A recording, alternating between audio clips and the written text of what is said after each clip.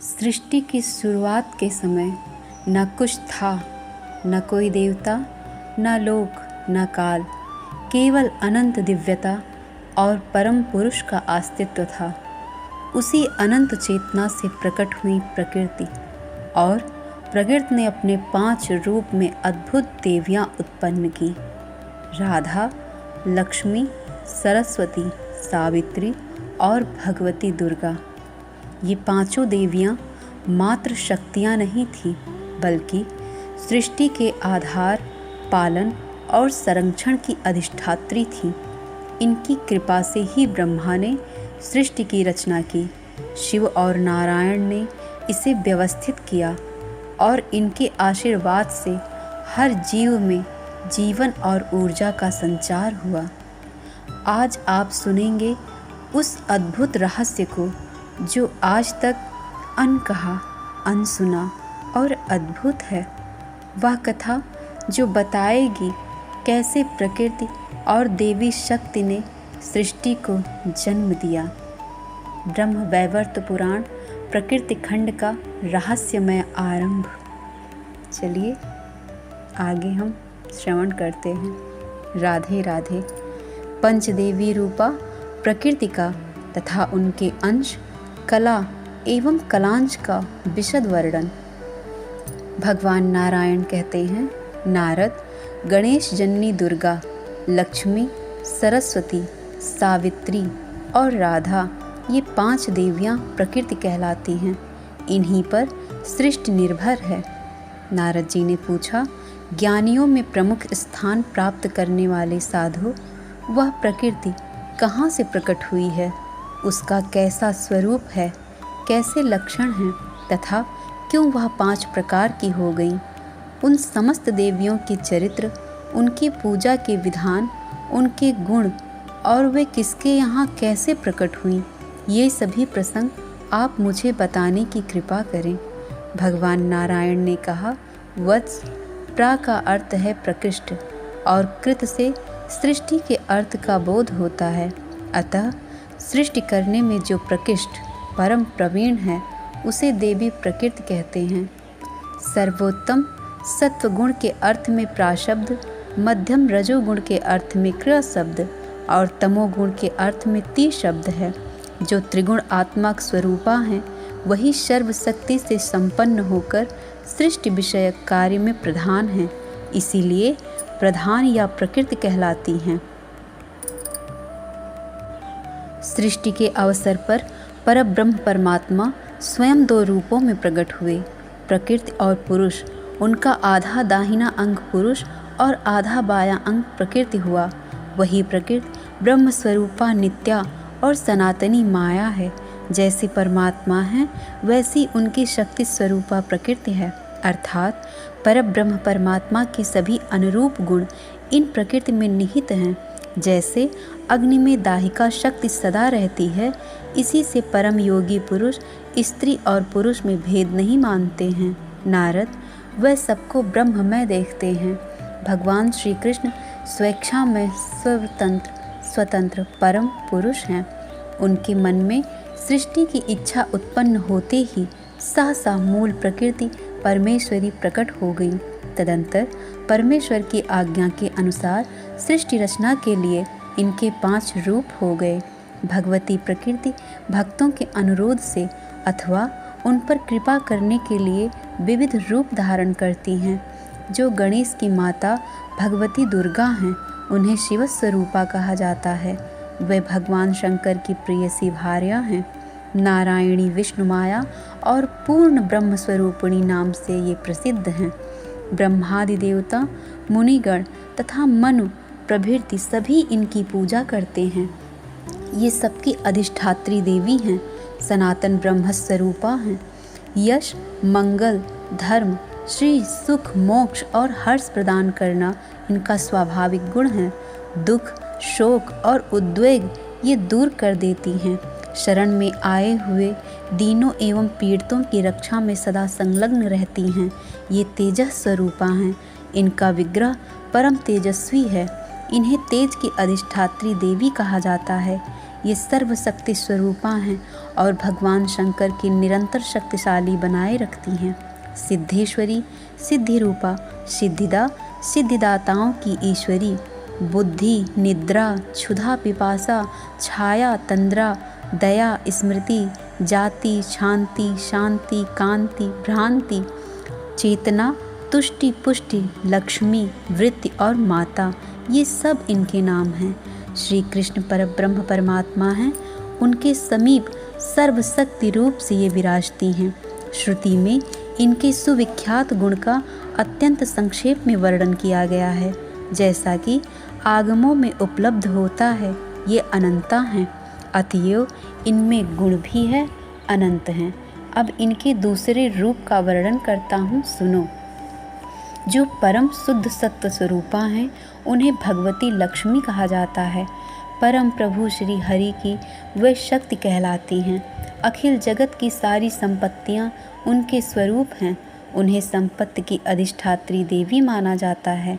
वे परम सुंदरी, अनुपम संयम रूपा, शांत स्वरूपा, श्रेष्ठ स्वभाव से संपन्न तथा समस्त मंगलों की प्रतिमा हैं। लोभ, मोह, काम, क्रोध, मद और अहंकार आदि दुर्गुणों से वे सहज ही रहित हैं। भक्तों पर अनुग्रह करना तथा अपने स्वामी श्री हरि से प्रेम करना उनका स्वभाव है। वे सबकी आदि कारण रूपा और पतिव्रता हैं। श्री हरि के प्राण के समान जानकर उनसे अत्यंत प्रेम करते हैं। वे सदा प्रिय वचन ही बोलती हैं, कभी अप्रिय बात नहीं कहती। धान्य आदि सभी शस्य तथा सबके जीवन रक्षा उपाय उनके रूप हैं। प्राणियों का जीवन स्थिर रहे इतर्थ उन्होंने यह रूप धारण कर रखा है। वे परम साध्वी देवी महालक्ष्मी नाम से विख्यात होकर वैकुंठ में अपने स्वामी की सेवा में सदा संलग्न रहती हैं। स्वर्ग में स्वर्ग लक्ष्मी, राजाओं के यहाँ राजलक्ष्मी तथा मृत्युलोकवासी गृहस्थों के घर गृह लक्ष्मी के रूप में वे विराजमान हैं। समस्त प्राणियों तथा द्रव्यों में सर्वोत्कृष्ट शोभा उन्हीं का स्वरूप है। वे परम मनोहर हैं। पुण्य आत्माओं की कीर्ति उन्हीं की प्रतिमा है। वे राजाओं की प्रभा हैं। व्यापारियों के यहाँ वे वाणिज्य रूप से विराजती हैं। पापी जन जो कला आदि अशिष्ट व्यवहार करते हैं, उनमें भी इन्हीं की शक्ति है। वे दयामयी हैं, भक्तों की माता हैं और उन भक्तों पर अनुग्रह करने के लिए सदा व्याकुल रहती हैं। इस प्रकार दूसरी शक्ति या प्रकृति का परिचय दिया जाए। उनका वेदों में वर्णन है तथा सबने उनका सम्मान किया है। सब लोग उनकी आराधना और वंदना करते हैं। नारद, अब मैं अन्य प्रकृति देवी का परिचय देता हूँ, सुनो। परब्रह्म परमात्मा से संबंध रखने वाली वाणी, बुद्धि, विद्या और ज्ञान की जो अधिष्ठात्री देवी हैं, उन्हें सरस्वती कहा जाता है। संपूर्ण विद्याएं उन्हीं के स्वरूप हैं। मनुष्यों की बुद्धि, कविता, मेधा, प्रतिभा और स्मरण शक्ति उन्हीं की कृपा से प्राप्त होती है। अनेक प्रकार के सिद्धांत, वेदों और अर्थों की कल्पना शक्ति वही देती हैं। वह व्याख्या और बोध स्वरूपा हैं। उनकी कृपा से समस्त संदेह नष्ट हो जाते हैं। उन्हें विचारकारिणी और ग्रंथकारिणी कहा जाता है। वे शक्ति स्वरूपा हैं। संपूर्ण संगीत की संधि और ताल का कारण उन्हीं का रूप है। प्रत्येक विश्व में जीवों के लिए विषय ज्ञान और वाणी रूपा वह ही हैं। वह शांत स्वरूपा हैं तथा हाथ में वीणा और पुस्तक लिए रहती हैं। उनका विग्रह शुद्ध सत्वमय है। वे सदाचार परायण तथा भगवान श्री हरि की प्रिया हैं। हिम, चंदन, कुंद, चंद्रमा, कुमुद और कमल के समान उनकी कांति है। वह रत्न, स्फटिक मणि की माला फेरती हुई भगवान श्री कृष्ण के नामों का जप करती हैं। उनकी मूर्ति तपोमयी है। तपस्वी जनों को उनके तप का फल प्रदान करने में वह सदा तत्पर रहती हैं। सिद्धि विद्या उनका स्वरूप है। वह सदा संपूर्ण सिद्धि प्रदान करती हैं। इस प्रकार तृतीया देवी प्रकृति श्री जगदम्बा सरस्वती का शास्त्र के अनुसार किंचित वर्णन किया गया है। अब चौथी प्रकृति का परिचय सुनो। नारद, वह चारों वेदों की माता हैं। छंद और वेदांग भी उन्हीं से उत्पन्न हुए हैं। संध्या वंदन के मंत्र और तंत्रों की जननी भी वही हैं। द्विजात वर्णों के लिए उन्होंने अपना यह रूप धारण किया है। वह जगद्रूपा तपस्विनी, ब्रह्म तेज से संपन्न तथा सबका संस्कार करने वाली हैं। उन पवित्र रूप धारणी करने वाली देवी को सावित्री अथवा गायत्री कहते हैं। वे ब्रह्मा की परम प्रिय शक्ति हैं। तीर्थ अपनी शुद्धि के लिए उनके स्पर्श की कामना करते हैं। शुद्ध स्फटिक मणि के समान उनकी स्वच्छ कांति है। वह शुद्ध सत्वमय विग्रह से शोभा पाती हैं। उनका रूप परम आनंदमय है। उनका सर्वोत्कृष्ट रूप सदा बना रहता है। वह परब्रह्म स्वरूपा हैं। मोक्ष प्रदान करना उनका स्वाभाविक गुण है। वे ब्रह्म तेज से संपन्न परम शक्ति हैं। उन्हें शक्ति की अधिष्ठात्री माना जाता है। नारद, उनके चरण की धूल संपूर्ण जगत को पवित्र कर देती है। नारद, इन चौथी देवी का प्रसंग सुना चुका, अब तुम्हें पांचवी देवी का परिचय देता हूँ। ये प्रेम और प्राणों की अधिदेवी तथा पंच प्राण स्वरूपिणी हैं। परमात्मा श्री कृष्ण को प्राणों से भी बढ़कर प्रिय हैं। संपूर्ण देवियों में अग्रगण्य हैं। सबकी अपेक्षा इनमें सुंदरता अधिक है। इनमें सभी सद्गुण सदा विद्यमान हैं। ये परम सौभाग्यवती और माननीय हैं। इन्हें अनुपम गौरव प्राप्त है। परब्रह्म का वामार्धंग ही इनका स्वरूप है।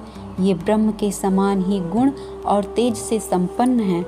इन्हें परावरा, सारभूता, परमाद्या, सनातनी, परमानंद रूपा, धन्या, मान्या और पूज्या कहा जाता है। ये नित्य निकुंजेश्वरी, रास क्रीड़ा की अधिष्ठात्री देवी हैं। परमात्मा श्री कृष्ण के रास मंडल में इनका आविर्भाव हुआ है। इनके विराजने से रास मंडल की विचित्र शोभा होती है। गोलोक धाम में रहने वाली ये देवी रासेश्वरी एवं सुरसिका नाम से प्रसिद्ध हैं। रास मंडल में पधारे रहना इन्हें बहुत प्रिय है। ये गोपी के वेश में विराजती हैं। ये परम आह्लाद स्वरूपिणी हैं। इनका विग्रह संतोष और हर्ष से परिपूर्ण है। ये निर्गुणा, लौकिक त्रिगुणों से रहित, स्वरूप भूत गुणवती, निर्लिप्ता, लौकिक विषय भोग से रहित, निराकारा, पांच भौतिक शरीर से रहित, दिव्य चिन्मय स्वरूपा, आत्मस्वरूपिणी श्री कृष्ण की आत्मा नाम से विख्यात हैं। इच्छा और अहंकार से ये रहित हैं। भक्तों पर कृपा करने के लिए ही इन्होंने अवतार धारण कर रखा है। वेदोक्त विधि के अनुसार ध्यान करने से विद्वान पुरुष इनके रहस्य को समझ पाते हैं। सुरेंद्र एवं मुनीन्द्र प्रभृति समस्त प्रधान देवता अपने चर्म चक्षुओं से इन्हें देखने में असमर्थ हैं। यह अग्निशुद्ध नीले रंग के दिव्य वस्त्र धारण करती हैं। अनेक प्रकार के दिव्य आभूषण इन्हें सुशोभित किए रहते हैं। इनकी कांति करोड़ों चंद्रमाओं के समान प्रकाशमान है। इनका सर्व शोभा संपन्न श्री विग्रह संपूर्ण ऐश्वर्यों से संपन्न है। भगवान श्री कृष्ण के भक्तों को दास्य रति प्रदान करने वाली एकमात्र ये ही हैं, क्योंकि संपूर्ण संपत्तियों में से इस दास्य संपत्ति की ही परम श्रेष्ठ मानती हैं। श्री वृषभानु के घर पुत्री के रूप से ये पधारी हैं। इनके चरण कमल का संस्पर्श प्राप्त कर पृथ्वी परम पवित्र हो गई है। मुने, जिन्हें ब्रह्मा आदि देवता नहीं देख सके, वही ये देवी भारतवर्ष में सबके दृष्टिगोचर हो रही हैं। ये स्त्री रत्नों में सार रूपा हैं। भगवान श्री कृष्ण के वक्षस्थल पर इस प्रकार विराजती हैं जैसे आकाश स्थित नवीन नील मेघों में बिजली चमक रही हो। इन्हें पाने के लिए ब्रह्मा ने 60,000 वर्षों तक तपस्या की है। उनकी तपस्या का उद्देश्य यही था कि इनके चरण कमल के नख के दर्शन सुलभ हो जाएं, जिससे मैं परम पवित्र बन जाऊं। परंतु स्वप्न में भी वे इन भगवती के दर्शन प्राप्त ना कर सके। फिर प्रत्यक्ष की तो बात ही क्या है। उसी तप के प्रभाव से ये देवी वृंदावन में प्रकट हुई हैं। धराधाम पर इनका पधारना हुआ है, जहाँ ब्रह्मा जी को भी इनका दर्शन प्राप्त हो सका। ये ही पांचवी देवी भगवती राधा के नाम से प्रसिद्ध हैं। इन प्रकृति देवी के अंश कला, कलांश और कलांश भेद से अनेक रूप हैं। प्रत्येक विश्व में संपूर्ण स्त्रियां इन्हीं की रूप मानी जाती हैं। ये 5 देवियां परिपूर्णतम कही गई हैं। इन देवियों के जो प्रधान अंश हैं, अब उनका वर्णन करता हूँ, सुनो। भूमंडल को पवित्र करने वाली गंगा इनका प्रधान अंश हैं। ये सनातनी गंगा जलमयी हैं। भगवान विष्णु के विग्रह से इनका प्रादुर्भाव हुआ है।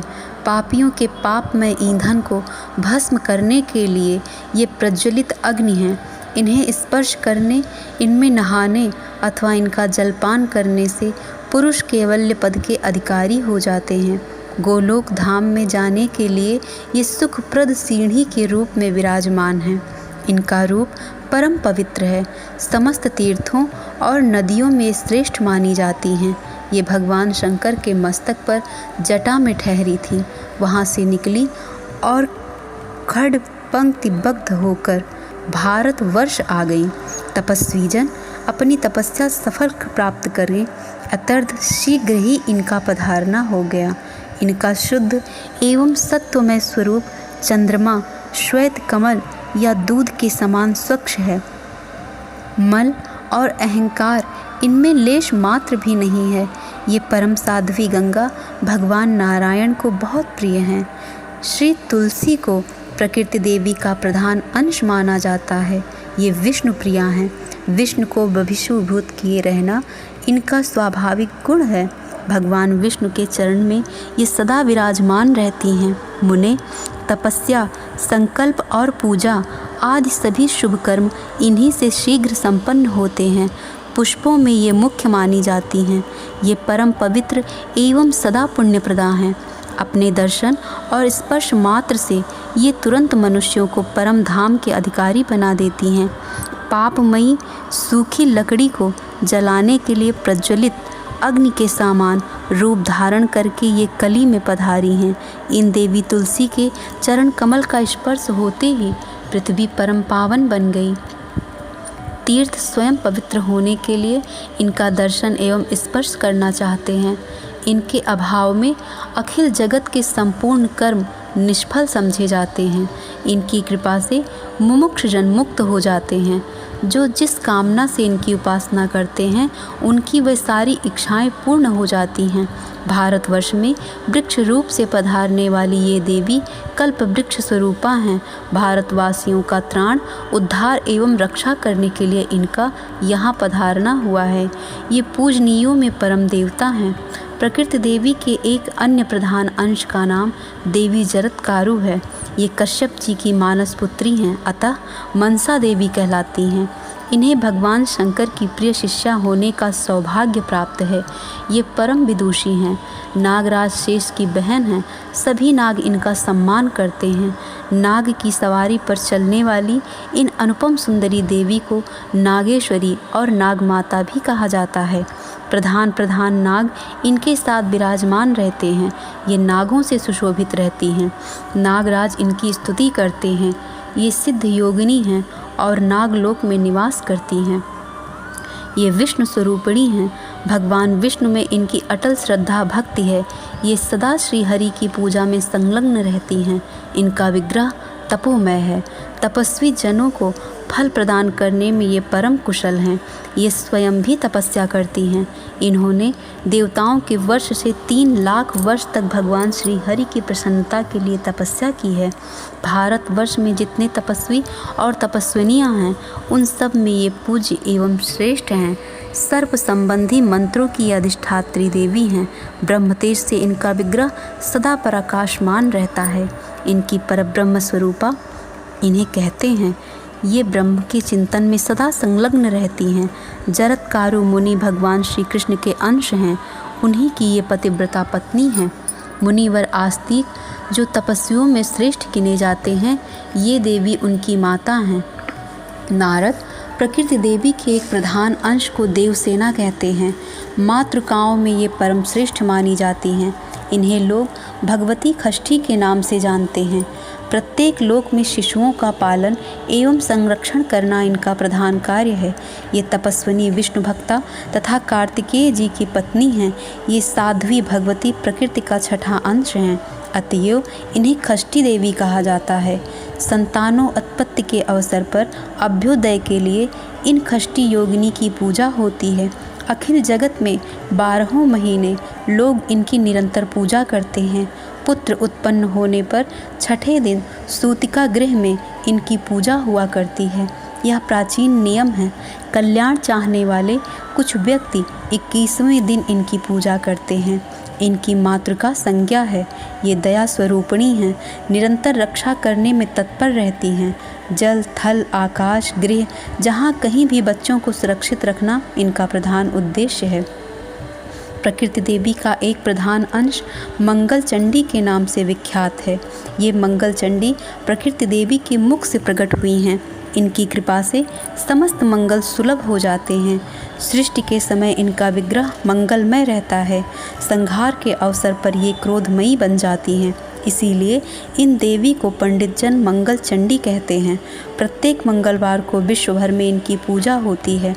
इनके अनुग्रह से साधक पुरुष पुत्र, पौत्र, धन, संपत्ति, यश और कल्याण प्राप्त कर लेते हैं।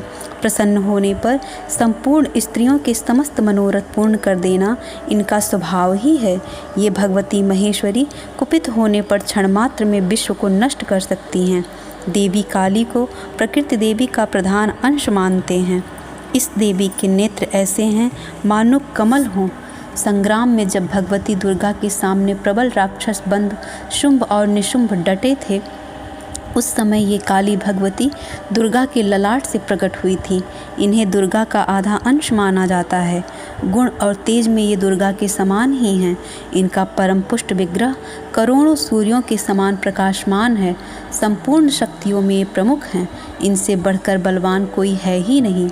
ये परम योग स्वरूपिणी देवी संपूर्ण सिद्धि प्रदान करती हैं। श्री कृष्ण के प्रति इनमें अटूट श्रद्धा है। तेज, पराक्रम और गुण में ये श्री कृष्ण के समान ही हैं। इनका सारा समय भगवान श्री कृष्ण के चिंतन में ही व्यतीत होता है। इन सनातनी देवी के शरीर का रंग भी कृष्ण ही है। ये चाहें तो एक श्वास में समस्त ब्रह्मांड को नष्ट कर सकती हैं। अपने मनोरंजन के लिए अथवा जगत को शिक्षा देने के विचार से ही ये संग्राम में दैत्यों के साथ युद्ध करती हैं। सुपूजित होने पर धर्म, अर्थ, काम और मोक्ष सब कुछ देने में ये पूर्ण समर्थ हैं। ब्रह्मादि देवता, मुनिगण, मनु प्रभृति और मानव समाज सब के सब इनकी उपासना करते हैं। भगवती वसुंधरा भी प्रकृति देवी के प्रधान अंश से प्रकट हैं। अखिल जगत इन्हीं पर ठहरा है। ये सर्वशस्य प्रसूतिका, संपूर्ण खेती को उत्पन्न करने वाली कही जाती हैं। इन्हें लोग रत्नकरा और रत्नगर्भा भी कहते हैं। संपूर्ण रत्नों की खान इन्हीं के अंदर विराजमान है। राजा और प्रजा सभी लोग इनकी पूजा एवं स्तुति करते हैं। सबको जीविका प्रदान करने के लिए ही इन्होंने यह रूप धारण कर रखा है। ये संपूर्ण संपत्ति का विधान करती हैं। ये ना रहें तो सारा चराचर जगत कहीं भी ठहर नहीं सकता। मुनिवर, प्रकृति देवी की जो जो कलाएं हैं उन्हें सुनो, और जिन जिन की पत्नियां हैं वह सब भी मैं तुम्हें बताता हूँ।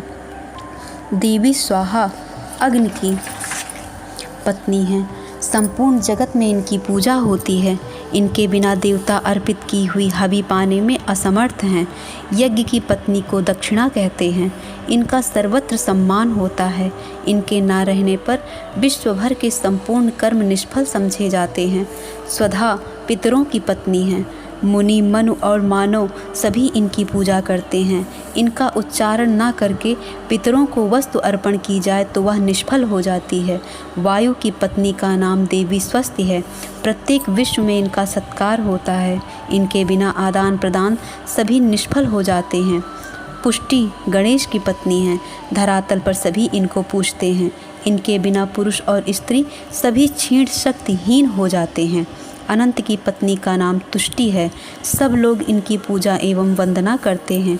इनके बिना संपूर्ण संसार सम्यक प्रकार से कभी संतुष्ट हो ही नहीं सकता। ईशान की पत्नी का नाम संपत्ति है। देवता और मनुष्य सभी इनका सम्मान करते हैं। इनके ना रहने पर विश्व भर की जनता दरिद्र कहलाती है। धृति कपिल मुनि की पत्नी है। सब लोग सर्वत्र इनका स्वागत करते हैं। ये ना रहे तो जगत में संपूर्ण प्राणी धैर्य से हाथ धो बैठें। क्षमा यम की पत्नी हैं, ये साध्वी और सुशीला हैं, सभी इनका सम्मान करते हैं। ये ना हो तो सब लोग रुष्ट एवं उन्मत्त हो जाएं। सती साध्वी रति कामदेव की पत्नी हैं, ये क्रीड़ा की अधिष्ठात्री देवी हैं। ये ना रहें तो जगत के सब प्राणी केल कौतुक से शून्य हो जाएं। सती मुक्ति का सत्य की भार्या कहा गया है। सबसे आदर पाने वाली ये देवी परम लोकप्रिय हैं। इनके बिना जगत सर्वथा बंधुता शून्य हो जाता है। परम साध्वी दया मोह की पत्नी हैं, ये पूज्य एवं जगत प्रिय हैं। इनके अभाव में संपूर्ण प्राणी सर्वत्र निष्ठुर माने जाते हैं। पूर्ण की सहधर्मणि प्रतिष्ठा हैं, ये पुण्य रूपा देवी सदा सुपूजित होती हैं। मुने, इनके बिना सारा संसार जीते हुए ही मृतक के समान समझा जाता है। सुकर्म की पत्नी कीर्ति हैं, जो धन्या और माननीय हैं। सबके द्वारा इनका सम्मान होता है। इनके अभाव में अखिल जगत यशोहीन होकर मृतक के समान हो जाता है। क्रिया उद्योग की पत्नी हैं, इन आदरणीय देवी से सब लोग सहमत हैं। नारद, इनके बिना सारा संसार उच्छिन्न सा हो जाता है। अधर्म की पत्नी को मिथ्या कहते हैं, सभी धूर्त इनका सत्कार करते हैं। सतयुग में ये बिल्कुल अदृश्य थी, त्रेता युग में सूक्ष्म रूप धारण करके प्रकट हो गई, द्वापर में अपने आधे शरीर से शोभा पाने लगी और कलयुग में तो इन मिथ्या देवी का शरीर पूरा हिष्ट पुष्ट हो गया है। सब जगह इनकी पहुँच होने के कारण ये बड़ी प्रगल्भता धृष्टता के साथ सर्वत्र अपना आधिपत्य जमाए रहती हैं। इनके भाई का नाम कपट है, उसके साथ ये प्रत्येक घर में चक्कर लगाती रहती हैं। शांति और लज्जा ये सुशील की दो आदरणीय पत्नियां हैं। नारद, इनके ना रहने पर सारा जगत उन्मत्त की भांति जीवन व्यतीत करने लगता है। ज्ञान की 3 पत्नियां हैं, बुद्धि, मेधा और स्मृति। ये साथ छोड़ दें तो समस्त संसार मूर्ख और मरे के समान हो जाए। धर्म की सहधर्मणी का नाम मूर्ति है। कमनीय कांति वाली ये देवी सबके मन को मुग्ध किए रहती हैं। इनका सहयोग ना मिले तो परमात्मा निराकार ही रह जाएं और संपूर्ण विश्व भी निराधार हो जाए। इनके स्वरूप को अपनाकर ही साध्वी लक्ष्मी सर्वत्र शोभा पाती हैं। श्री और मूर्ति दोनों इनके स्वरूप हैं। ये परम मान्य, धन्य एवं सुपूज्य हैं। कालाग्नि रुद्र की पत्नी का नाम इनको योग निद्रा भी कहते हैं। रात्रि में इनका सहयोग पाकर संपूर्ण प्राणी आच्छन्न अर्थात नींद से व्याप्त हो जाते हैं। काल की 3 भार्याएं हैं, संध्या, रात्रि और दिन। ये ना रहें तो ब्रह्मा भी काल संख्या का परिगणन नहीं कर सकते। क्षुधा और पिपासा ये 2 लोभ की भार्याएं हैं। ये परम धन्य, मान्य और आदर के पात्र हैं। इन्होंने संपूर्ण जगत पर अपना प्रभाव जमा रखा है। इन्हीं के कारण जगत क्षोभ युक्त तथा चिंतातुर होता है। प्रभा और दाहिका ये तेज की 2 स्त्रियां हैं। इनके अभाव में जगत सृष्टा ब्रह्मा अपना कार्य संपादन करने में असमर्थ हैं। ज्वर की 2 प्यारी भार्याएं हैं, जरा और मृत्यु। ये दोनों काल की पुत्रियां हैं। इनकी सत्ता ना रहे तो ब्रह्मा के बनाए हुए जगत की व्यवस्था ही बिगड़ जाए। निद्रा की कन्या का नाम तंद्रा है। यह और प्रीति ये 2 सुख की प्रियाएं हैं। ब्रह्मपुत्र नारद, विधि के विधान में बना रहने वाला यह सारा जगत इनसे व्याप्त है। श्रद्धा और भक्ति ये वैराग्य की 2 परम आदरणीय पत्नियां हैं। मुने, इनकी कृपा प्रसाद से अखिल जगत सदा जीवन मुक्त हो सकता है। देव माता अदिति, गौओं को उत्पन्न करने वाली सुरभि, दैत्यों की माता दिति, कद्रु, विंता और दनु ये सभी देवियां सृष्टि का कार्य संभालती हैं। इन्हें भगवती प्रकृति की कला कहा जाता है। अन्य भी बहुत सी कलाएं हैं। कुछ कलाओं का परिचय कराता हूँ, सुनो। चंद्रमा की पत्नी रोहिणी और सूर्य की संज्ञा हैं। मनु की भार्या का नाम शतरूपा है। सची इंद्र की धर्मपत्नी हैं। बृहस्पति की सहधर्मणी तारा हैं। अरुंधति वशिष्ठ मुनि की धर्मपत्नी हैं। अहिल्या गौतम की, अनसुईया अत्रि की, देवहूति करदम मुनि की और प्रसूति दक्ष की पत्नियां हैं। पितरों की मानसी कन्या मेनिका पार्वती की जननी हैं। लोपामुद्रा आहुति कुबेर की पत्नी, वरुण की पत्नी, यम की पत्नी, बलि की भार्या विंध्यावली, कुंती, दमयंती, यशोदा, सती देवकी, गांधारी, द्रौपदी, शैव्या, सत्यवान की पत्नी सावित्री, राधा की जननी वृषभानुप्रिया, कलावती, मंदोदरी, कौशल्या, सुभद्रा, कैकेयी, रेवती, सत्यभामा, कालिंदी, लक्ष्मणा, जामवंती, नागनिजिति, मित्रविंदा, रुक्मणी, सीता जो स्वयं लक्ष्मी कहलाती हैं, व्यास को जन्म देने वाली महासती योजनगंधा, काली बाणपुत्री उषा, उसकी सखी चित्रलेखा, प्रभावती, भानुमती, सती मायावती, परशुराम जी की माता रेणुका, हलधर बलराम की जननी रोहिणी और श्री कृष्ण की परम साध्वी बहन दुर्गा स्वरूपा एकांशा आदि भारतवर्ष में भगवती प्रकृति की बहुत सी कलाएं विख्यात हैं। जो ग्राम देवियां हैं वे सभी प्रकृति की कलाएं हैं। प्रत्येक लोक में जितनी स्त्रियां हैं उन सबको प्रकृति कला के अंश का अंश समझना चाहिए। इसलिए स्त्रियों के अपमान से प्रकृति का अपमान माना जाता है। जो पति और पुत्र वाली साध्वी ब्राह्मणी की वस्त्र, अलंकार और चंदन से पूजा करता है उसके द्वारा भगवती प्रकृति की पूजा संपन्न होती है। जिसने ब्राह्मण की अष्टवर्षा कुमारी का वस्त्र, अलंकार एवं चंदन आदि से अर्चन कर लिया उसके द्वारा भगवती प्रकृति स्वयं पूजित हो गई। उत्तम, मध्यम और अधम सभी स्त्रियां भगवती प्रकृति के अंश से उत्पन्न हैं। जो श्रेष्ठ आचरण वाली तथा पतिव्रता स्त्रियां हैं इन्हें प्रकृति देवी का सत्वांश समझना चाहिए। इनको उत्तम माना जाता है। जिन्हें भोग ही प्रिय है वह राजस अंश से प्रकट स्त्रियां मध्यम श्रेणी की कही गई हैं। वह सुख भोग में आसक्त होकर सदा अपने कार्य में लगी रहती हैं। प्रकृति देवी के तामस अंश से उत्पन्न स्त्रियां अधम कहलाती हैं। उनके कुल का कुछ पता नहीं रहता। वह मुख से दुर्वचन बोलने वाली, कुलटा, धूर्त, स्वेच्छाचारिणी और कलह प्रिया होती हैं। भूमंडल की कुलटाएं, स्वर्ग की अप्सराएं तथा व्यभिचारिणी स्त्रियां प्रकृति का तामस अंश कही गई हैं। नारद इस प्रकार प्रकृति के संपूर्ण रूप का वर्णन कर दिया। वह सभी देवियां पृथ्वी पर पुण्य क्षेत्र भारत में पूजित हुई हैं। दुर्गा दुर्गति का नाश करती हैं। राजा सुरत ने सर्वप्रथम इनकी उपासना की है।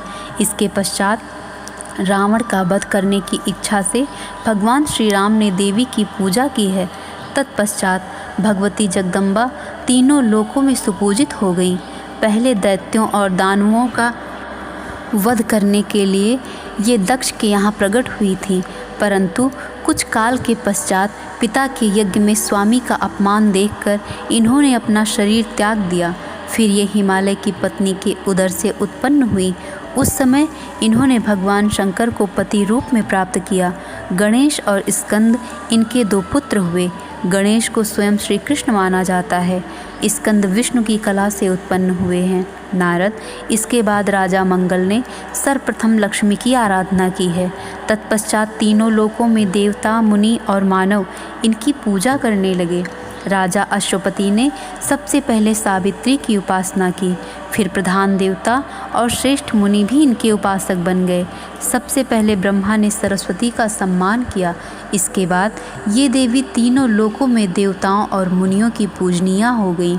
सर्वप्रथम गोलोक में रास मंडल के भीतर परमात्मा श्री कृष्ण ने भगवती राधा की पूजा की है। गोपों, गोपियों, गोप कुमारों और कुमारियों के साथ सुशोभित होकर श्री कृष्ण ने राधा का पूजन किया था। उस समय कार्तिकी पूर्णिमा की चांदनी रात थी। गौओं का समुदाय भी इस उत्सव में सम्मिलित था। फिर भगवान की आज्ञा पाकर ब्रह्मा प्रभृति देवता तथा मुनिगण बड़े हर्ष के साथ भक्तिपूर्वक पुष्प एवं धूप आदि सामग्रियों से निरंतर इनकी पूजा वंदना करने लगे। इस भूमंडल में पहले राधा देवी की पूजा राजा सुयज्ञ ने की है। ये नरेश पुण्य क्षेत्र भारतवर्ष में थे। भगवान शंकर के उपदेश के अनुसार इन्होंने देवी की उपासना की थी। फिर भगवान श्री कृष्ण की आज्ञा पाकर त्रिलोकी में मुनिगण पुष्प एवं धूप आदि उपचारों से भक्ति प्रदर्शित करते हुए इनकी पूजा में सदा तत्पर रहने लगे। जो जो कलाएं प्रकट हुई हैं उन सब की भारतवर्ष में पूजा होती है। मुने, तभी से प्रत्येक ग्राम और नगर में ग्राम देवियों की पूजा होती है। नारद, इस प्रकार आगमों के अनुसार भगवती प्रकृति का संपूर्ण शुभ चरित्र मैंने तुम्हें सुना दिया। अब और क्या सुनना चाहते हो? प्रकृति खंड का प्रथम अध्याय यही समाप्त होता है। अगले अध्याय में हम सुनेंगे कि परब्रह्म श्री कृष्ण और श्री राधा से प्रकट चिन्मय देवी और देवताओं के चरित्र।